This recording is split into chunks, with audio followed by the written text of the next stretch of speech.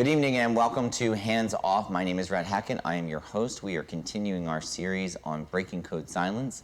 And last week we did our panel interview. This kicks off the first of our one-on-ones. And I am truly honored to have our guest today. Her name is Sarah Dooley.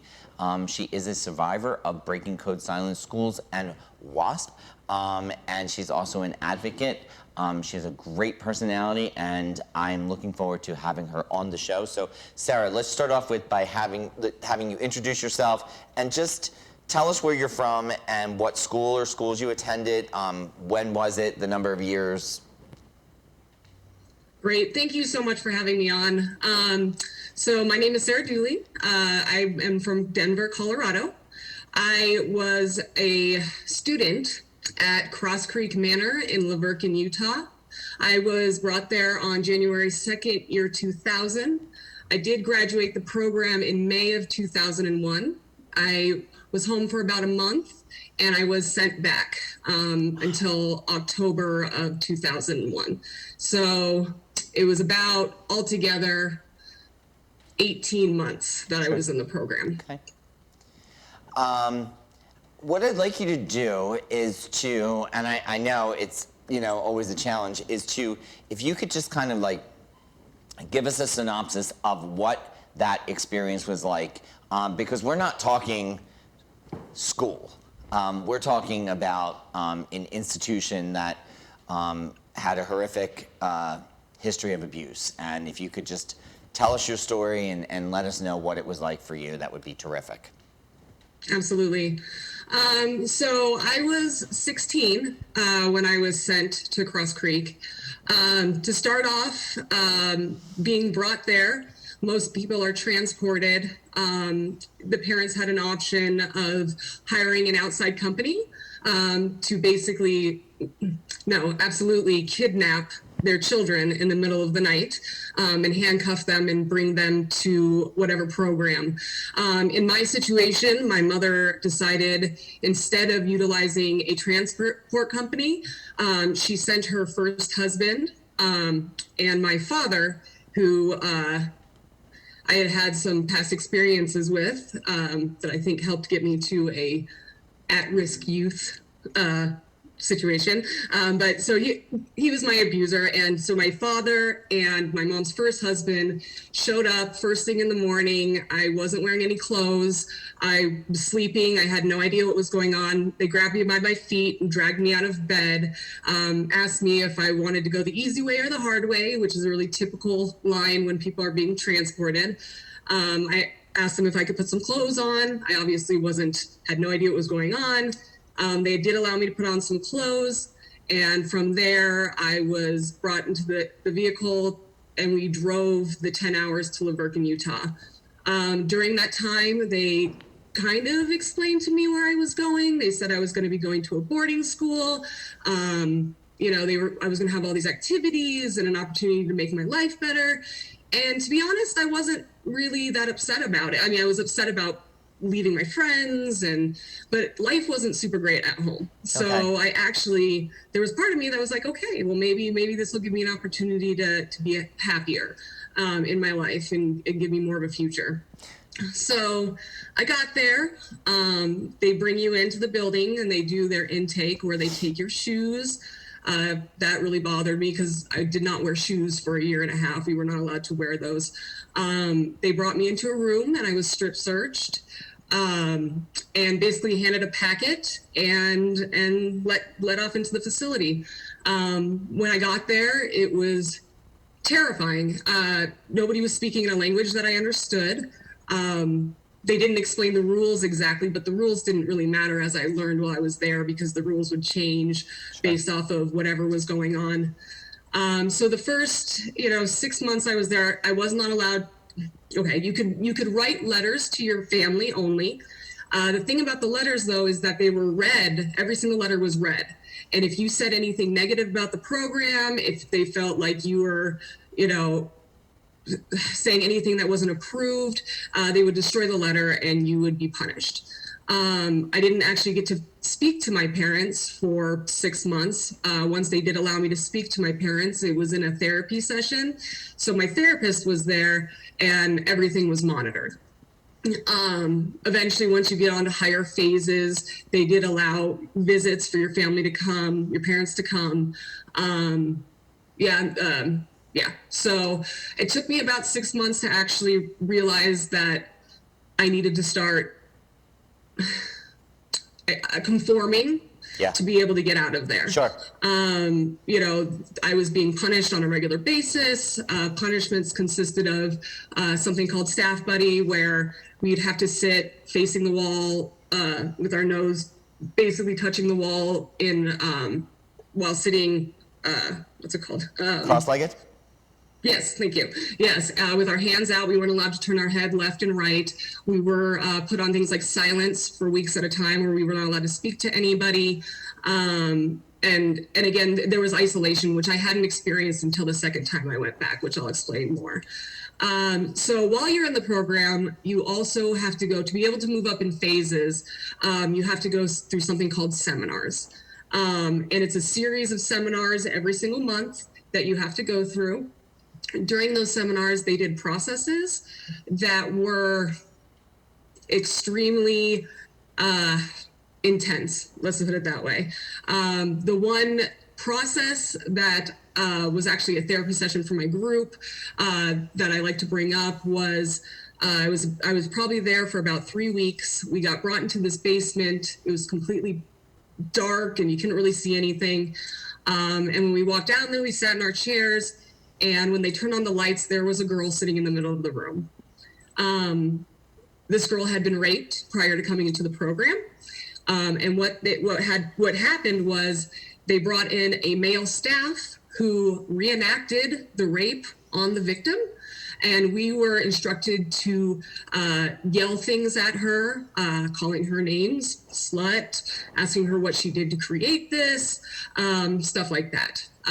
So those were the types of processes that were going on. And again, if you didn't get through the seminar, what they called choosing out, if they didn't feel like you were real enough, or they, however they felt, then you would choose out of the seminar and you were there for an additional month. So it was very important to participate in these processes. Otherwise you would get a refusal and you'd be there for longer. So eventually I did graduate again in May. After being there for a while and getting on higher phases, I was very pro program. They had broken me down. I had abuses happen to me previously in the program. I had been told on numerous occasions that these were my fault and I needed to take accountability for these things that happened to me. I also identify as a lesbian. They did tell me due to that I was a sexual predator and I needed to come to terms with that.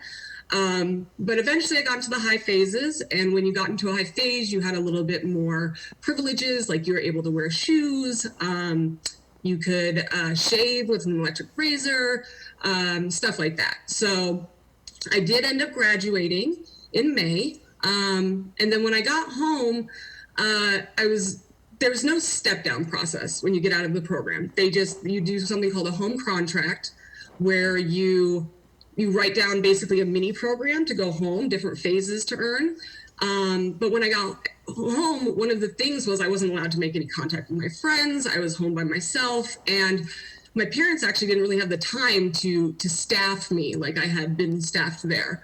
So eventually I did end up sneaking out in the middle of the night. And when I came back, I told my mother that I needed to go back to the program. Wow. Basically, I missed my family. I didn't know how to be outside of the program. I didn't know how to interact with people. Nobody, again, spoke the same language as me at that point. So we spoke with the director, and he said that I could come back and help the girls by sharing with them the issues that I had when I got home. And so that was really exciting for me. I'm a social worker now, and that's something that, fills my heart is helping others. So I was actually pretty excited to go back.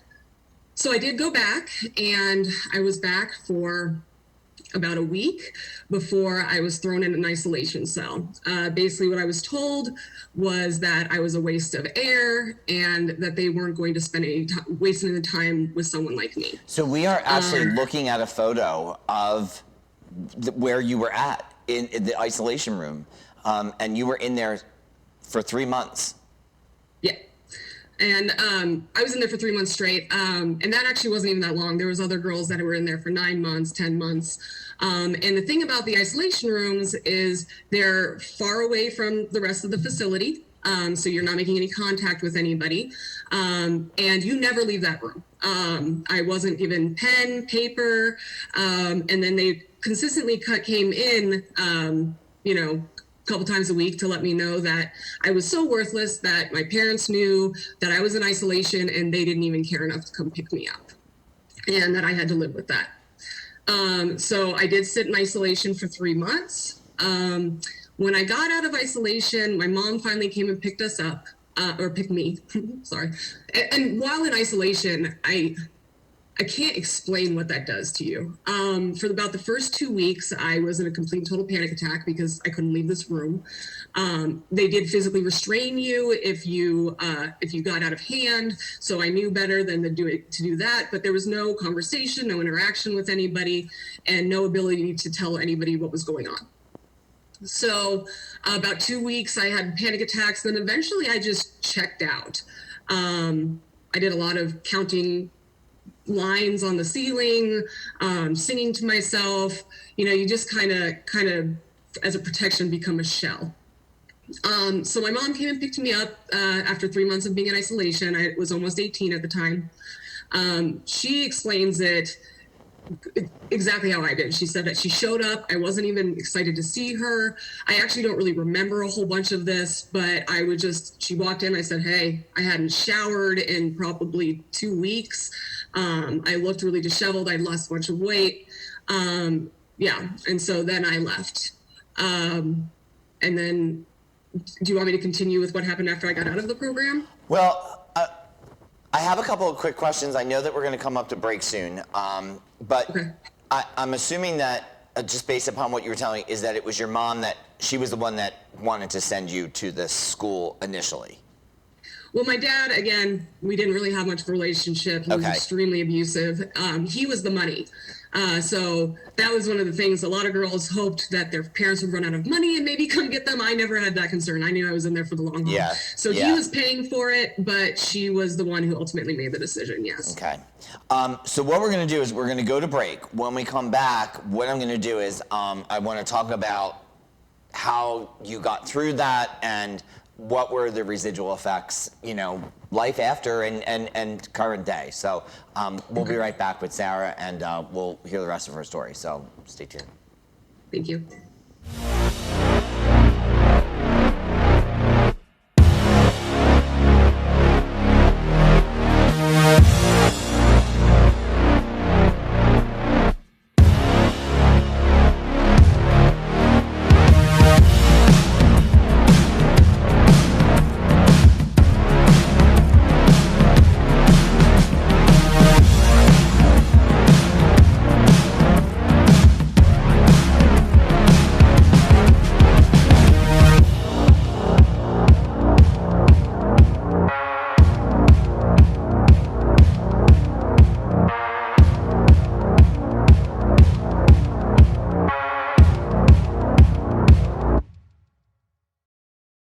So, I'm kind of new here, but I've noticed a trend.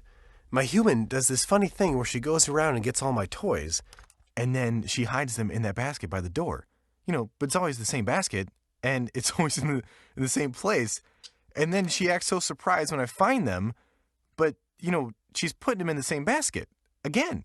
It's like, hello, that's where you put it last time. You were the worst at hide and go seek.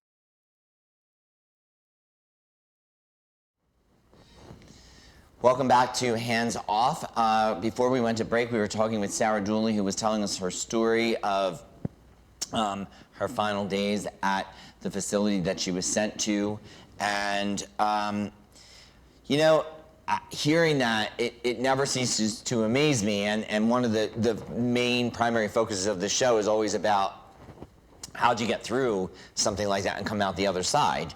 And what do you think was the number one contributor that helped you through that? I'm sorry. Yeah, well, first of all, I'm stubborn. That's my personality. So, I think that was a big part of it. But the girls, the other girls that were there with me, I'm going to get emotional now. We kept each other going. Yeah. In the program, we were supposed to attack each other. That was we were told to tell on each other, and if we didn't tell each other, we get the same consequences. And we did these processes where we said terrible things to each other. But the bottom line is that we were each other's main support. And still to this day, the people I was in the program with are my closest people. Seems to be a constant that I hear whenever we're having these, and I understand that because.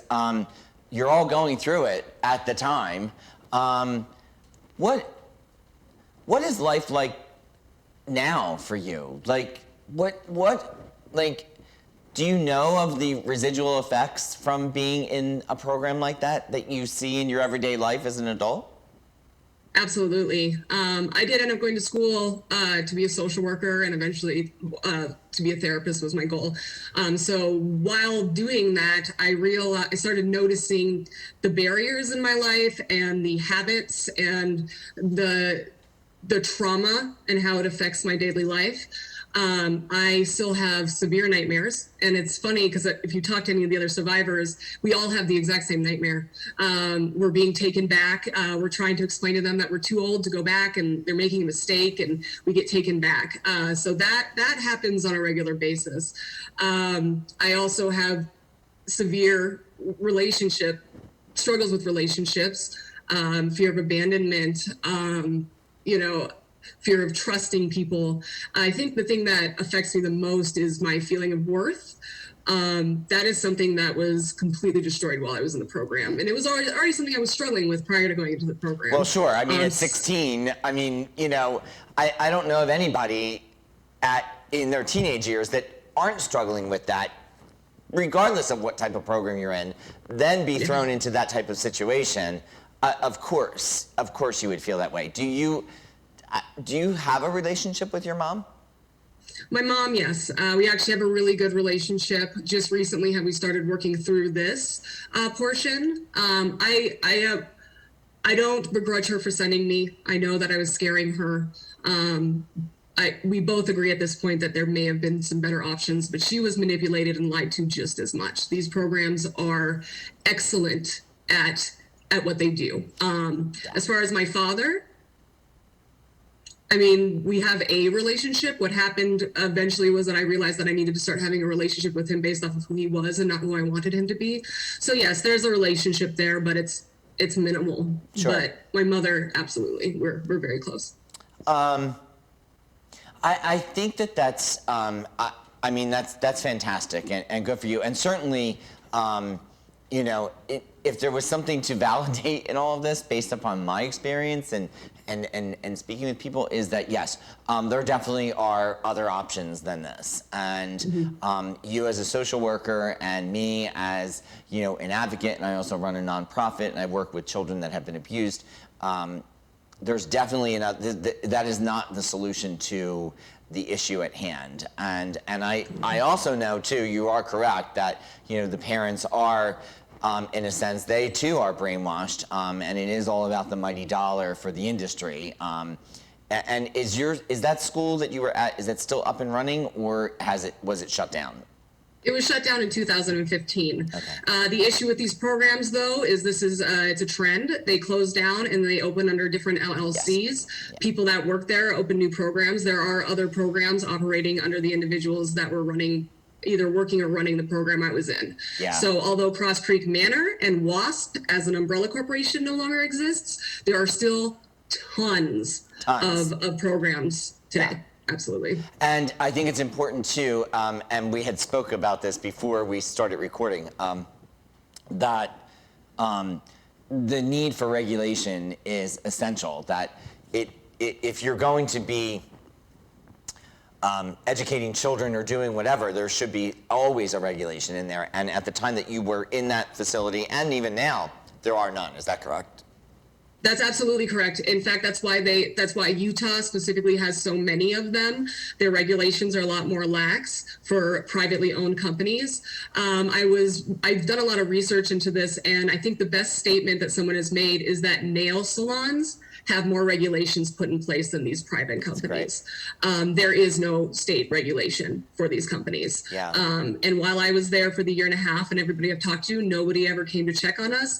What happens is your parents actually sign over 51% of their legal rights to you, so they become your guardian.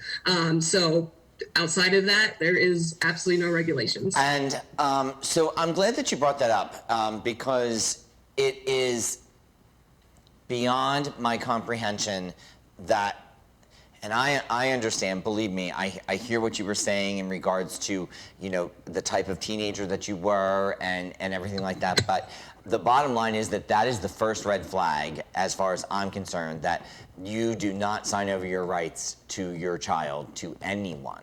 And if there's somebody that's asking you to do that, you need to hightail it out of there. And I mean, to me, it is shocking because there's so many children that this happened to, and it blows me away. So. And the fact that they cut off communication to your children, there should never be a situation where your children cannot have open communication with you. Absolutely, absolutely, because they are children, like they're children. So. The youngest person, I just want to put this out there, the youngest person that I was in there with was 10 years old. 10 years old, and they are having to process this. It's beyond my comprehension. I kind of know the answer to this, but I want to ask the question anyway. Why did you want to speak today on this show? Well, for me, this is something obviously that I'm very passionate about. I believe that as long as there is a demand, there will be a product. So what my goal is to create regulations, not only regulations, but also to get the information out there so that parents can make educated decisions. Prior to the internet, when I was there, it wasn't a big thing. My parents were only going based off what the program told them. So getting that information out there and creating some different legislations, making some systematic change on how these places are run, because people are still sending their kids there. I don't see that stopping. So if there's going to be places like this, they need to be regulated. Yeah, I so agree. I think it's amazing that you've gone into the profession of social worker, doing what you're doing, and speaking out to your story, and I think that's super powerful. What would you say to somebody that is watching this that has a similar history as you do? But they really kind of don't know what to do or where to go or what to say, or what would you say to them? I would say reach out to support, whatever that looks like. For me, the Breaking Code Silence group has been life-changing because it's out there. We're there supporting each other. We have similar stories. People are believing us. They understand the things that we're saying. That, for me, would be my biggest bit of advice, would to be find a support group, reach out, look online and see what there's available. In my experience, the group that has been created from the troubled teen industry are the strongest, most compassionate humans I have ever met. And they are some strong individuals. So, and everybody's always really wanting to help each other and lift each other up. It's been a really beautiful thing. And, I'm a member of the groups, which is, how I have connected with so many individuals. The compassion is phenomenal. There are resources that are listed within the group for counseling, which I highly recommend. And I also give a warning as well, too, that, there are a lot of things as these statements and stories are being, put out there that are very triggering. Because, essentially you all were, you were brainwashed, and there's some things that people absolutely forget and it's coming back to them now, and it's overwhelming for them. And if they're all alone, these groups are amazing. So I'm really glad you brought that up. That's a huge thing. Thank you. It is, since I started with the Breaking Code Silence group, I have remembered so much more. Yeah. And so when you get involved with these things, just be prepared for that. Have something there to support you when you're going through this, because I didn't even know how much I had forgotten. You know, that trauma brain really just represses things for our own protection. Yeah. But when you start getting out there and talking to people and sharing stories, it comes back like a flood. My life has turned upside down since this began. So yes, thank you for bringing that up. I 100%. If somebody is watching this and you know they see, how can they find you? Is looking you up on social media the best way, or is there another method or that you would prefer? I'm on social media a lot, so absolutely. If you want to reach out, I'm completely available. Facebook is my main social media outlet. Yeah. So, reach out to me. I can get you connected with other organizations or other people. Yes, please feel free to get in touch. I can also give you my email as well. Sure. If you want to give it to us right now, you are more than welcome to do so, or I can include it in any show notes. But some people give their email right now, so if you want to, that's fine. Yes, my email is Sarah, SARAH.E.Dooley,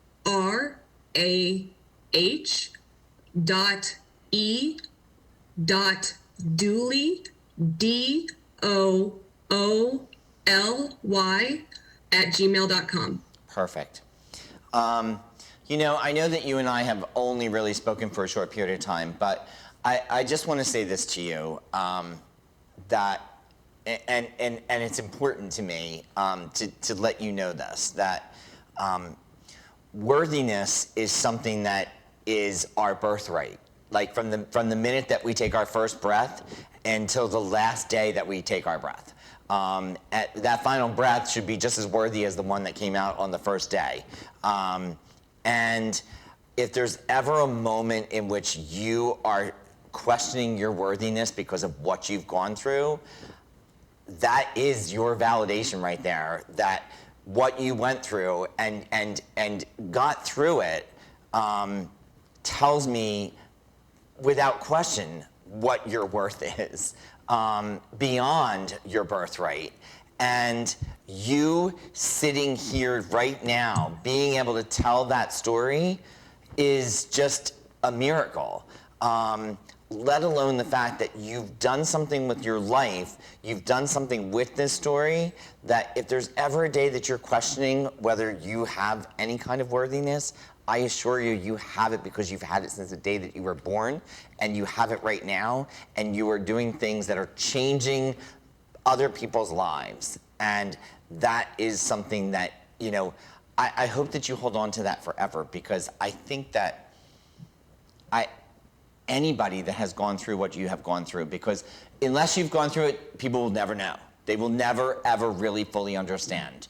And so you here, it truly is an honor. And I hope that you know that.